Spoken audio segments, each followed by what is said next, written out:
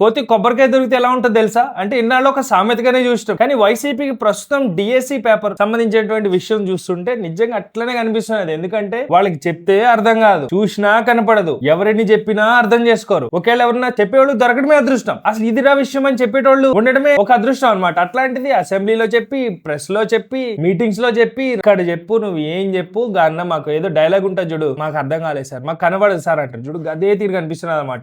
ఇలా ఉంటే వైసీపీ గతంలో ఎట్లా పరిపాలించారు, ఇప్పుడు వచ్చే కాలంలో ఎలా పరిపాలిస్తారు అంటే ఒక పాయింట్ మీద క్లారిటీ లేకపోతే మీరు ఇట్లా ఉన్నారంటే పర్లేదు, ఈ కార్యకర్తలు అయితే మరీ దారుణం అనమాట. మీరు ఏం చెప్తే అది వింటా ఉంటారు, అది మంచా చెడా ఏంది చూడరు. అందుకే నా కోతి కొబ్బరికాయ దొరికినట్టే ఉంటది. ఆ కొబ్బరికాయ మంచిదా, కుళ్ళిపోయిందా, పచ్చిదా, తినేదా, తినందా ఏమి చూడరు. ఎందుకంటే కోతికి కొబ్బరికాయ దొరికితే చాలన్నమాట. ఎందుకంటే గది పట్టుకొని ఎగురుతా ఉంటది అనమాట.